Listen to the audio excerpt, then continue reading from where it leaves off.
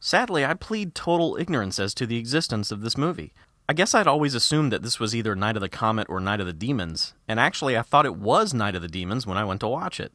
Turns out this is a minor cult classic from the director of The Monster Squad that has a sizable following amongst genre fans.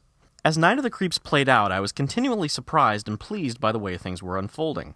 Some giant fetus aliens are chasing another giant fetus alien who ejects a deadly science experiment into space, which then lands on Earth in the 1950s.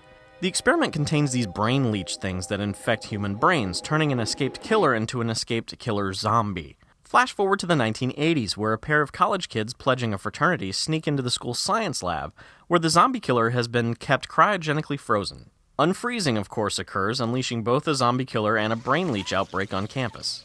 There's a great deal to recommend about this film. If you couldn't already tell, the story is certainly unique. While bits and pieces of it might have been cribbed and used in other movies over the years, you can definitely say there aren't many movies with this much going on, and certainly not with so many diverse story elements. But the best part of Night of the Creeps is the character development. The two main characters actually seem like lifelong friends, which makes one speech midway through the film particularly moving. While lead actor Jason Lively, who was the second Rusty Griswold, isn't that great in his role, he's adequate enough to where his performance doesn't drag the movie down. Also, the female lead, Jill Whitlow, is insanely cute. The special effects are weak at times, but it's easy to overlook since the story was compelling.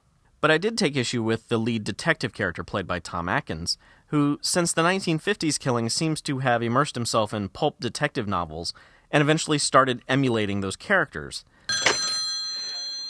Thrill me. Detective Cameron? No. Bullwinkle Moose. Thrill me. It's that body you were looking for, Detective. Thrill me. It's a noble attempt to give the character some personality, but it really starts to get annoying, and in the real world, his cop friends would have punched his lights out after a day or two of it. Night of the Creeps is a unique experience, but it's also very fun, which is exactly what a movie as goofy as this should be. Search it out. I definitely think it's worth a watch. But I'm a